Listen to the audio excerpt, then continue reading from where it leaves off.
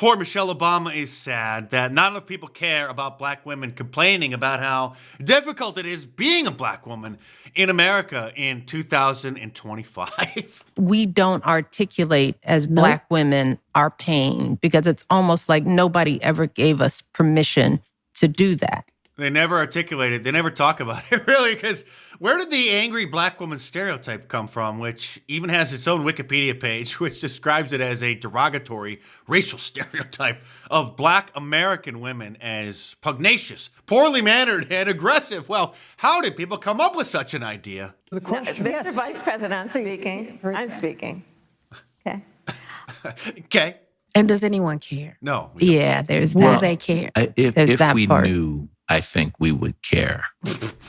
By the way, this is Michelle Obama's brother, who is obviously far more feminine than Big Mike. There's something going on in that gene pool. If we knew. If we knew. Or, yeah. And we have to ask ourselves, the men in our lives is, why wait to be asked?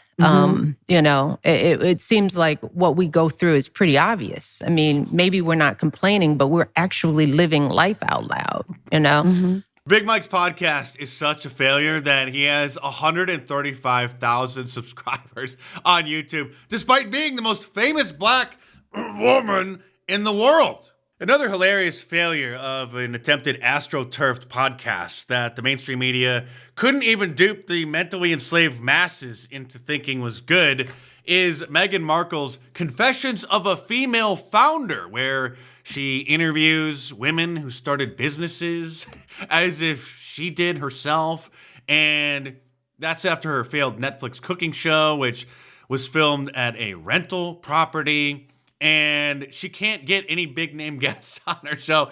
She can't get Beyonce or Taylor Swift, and no one is picking up the phone. No one has really heard of her podcast other than when it was first announced, because we all got a good laugh at the attempt. Word is that the other rich women in her Montecito community are mocking her as Walmart Megan. In other pathetic podcast news, Jim Acosta, former Clown News Network anchor, had Don Lemon on his podcast, both of whom are podcasters, to talk about how they're now on the cutting edge of media and how the mainstream media has lost all credibility. Of course, now that they're not in the club, now that they both were fired for being pathetic drags on the audience. But I think it's another nail, especially in the confidence that people have in corporate media, the trust that they have in corporate media. And I think that is why folks like you, over here on Substack, doing extremely well. I'm doing okay on Substack. Also, you're doing great. YouTube, doing Watch well. Don on Substack. Yeah. Watch Don on YouTube. Yeah. Yeah, Don's doing okay. All right. He has tens of viewers. And so I think that's why we're having such success. And they don't care if you're on the North Lawn and the South Lawn of the White House with pancake makeup on and all the lights and the shiny desks. They want people they like, they trust, and they care about. And I think that's figures like us. People can trust that I'm going to tell them the truth. I'm also not going to bombard them with frivolous stuff. I'm not going to have false equivalency on my show. I'm just not going to do it. Yeah. And I think people like that. Could anyone be more out of touch? I mean, at least Megyn Kelly reinvented herself as an anti-woke crusader who is also essentially a YouTuber who has amassed over 3.5 million subscribers. Remember, she quit Fox News because she got tired of politics and joined NBC, thinking that she was going to be a normal morning show host, but that was when the woke mind virus really was starting to become a pandemic. And after saying that there was obviously nothing wrong with children wearing Halloween costumes of particular characters, if the kids are white, of characters who happen to not be white, that's just fine. Then, of course, she came on the air the very next day and had to read this off the teleprompter in hopes of keeping her job. Good morning, everyone, and welcome to the show. I'm Megyn Kelly, and I want to begin with 2 words. I'm sorry. You may have heard that yesterday we had a discussion here about political correctness and Halloween costumes. And that conversation turned to whether it is ever okay for a person of one race to dress up as another. A black person making their face lighter or a white person making theirs darker to make a costume complete. To look more like the character. Sounds like a cool idea. I defended the idea, saying as long as it as it was respectful and part of a Halloween costume, it seemed okay. It is. Well, I was wrong, and I am sorry. That's what she did, hoping to keep her $70 million deal. That's a lot of money for your soul, but still not enough for mine, because mine isn't for sale. And it turns out that they did fire her. They kicked her off air, but they let her keep the remainder of her $69 million contract. That's how much money these people have. Here, just keep your $70 million and just never speak ill of NBC News ever again. Okay, Megan? Okay. And let's not forget that she lied to Alex Jones for the network in order to get a big sit-down interview with him years ago for a special in-depth report on how amazing of a media figure he is, in order to then twist the entire program into a hit piece, despite her constantly assuring him on the phone that it wasn't going to be a hit piece at all. It was just an in-depth report on what an amazing figure he is. And we know this because Alex Jones recorded the conversations that he had with her, and then after the obvious happened, he aired them on his show.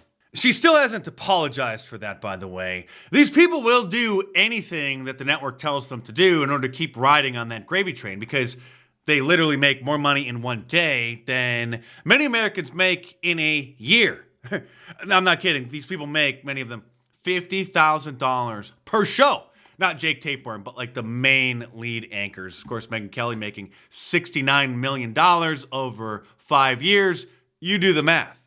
Most of them lie with such confidence. They are fantastic actors. But Jake Tapeworm does look very conflicted. I do think deep down inside, there still is a remnant of a human who once wanted to be a real journalist, who then ended up working for CNN. A guy who has a new book coming out called Original Sin, President Biden's Decline, its cover-up, and his disastrous choice to run again, about how there was obviously a cover-up regarding his failing mental capacity. But according to Jake Tapeworm, who is the expert still on CNN, the media wasn't covering it up. His network wasn't covering it up. It was the Biden administration. And they were so slick at it, they duped all the experts in the mainstream media. And we all know that the 2024 presidential election was the podcast election. President Trump won in part because he bypassed the mainstream media by going on a bunch of podcasts that have millions of listeners, despite still not being mainstream figures. And so the Democrats now are trying to go on podcasts, and it's backfiring every time. Here's Elizabeth Warren venturing out of the safe space of MSNBC and CNN for a mildly long-form content podcast, and then things like this tend to happen. Do you regret saying that President Biden had a mental acuity? He had a sharpness to him. You said that up until July of last year. I said what I believe to be true. And you think he was as sharp as you? I said I had not seen decline. And I hadn't at that point. You did not see any decline from 2024 Joe Biden to 2021 Joe Biden? Not when I said that. You know, the thing is... The thing is, I hope Democrats continue to do long-form podcasts, hoping to reach audiences who have left the mainstream networks, because they obviously have no idea what they're doing. And speaking of podcasts, Ben Shapiro's audience has been dwindling because people are finally starting to see through him and the Daily Wire and Conservative Inc.'s gatekeeping. So they staged a rather brilliant publicity stunt. He flew all the way to Ukraine this week for a sit-down interview with Voldemort Zelensky, where he expressed his concern about where American tax dollars are going that we're giving his country, because, of course, he wants that money to go to Israel instead. You spent nearly $200 billion to the defense of Ukraine. There are lots of questions about where the money is going. There's nothing to hide. We're absolutely open. Wouldn't audit be possible by the United States of where those dollars are going? Wow, that's actually a pretty good idea, Ben. Maybe we should do the same thing with Israel. But sadly, most Americans don't even know that we give Israel billions and billions of dollars every single year, year after year, decade after decade. But that's not enough for Lindsey Graham because, well, I think we all know what kind of dirt the Mossad has on him. And this is not a meme. This is actually a real video. And that groundbreaking interview that little Ben did with little Zelensky on his YouTube channel, which has over 7 million subscribers, racked up a grand total of 206,000 views in 12 hours. Because what usually happens when somebody gets tired of watching a particular YouTube channel, in most cases, they don't actually unsubscribe. They just kind of forget about it. It's still in their subscriptions, but they stop checking back with the channel. So that's why he still has 7 million subscribers, but is getting under 50,000 views on a lot of these videos.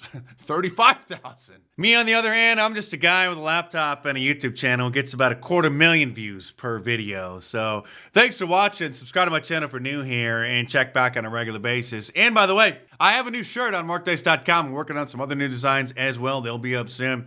But what do you think of my I Love MAGA shirt? This is available in either black or white and tank top as well. Just click the tanks tab up at the top of the page. And two different styles, either a big bold graphic on the front or this more subtle one as well. So head on over to markdice.com or click the link in the description below and check them out.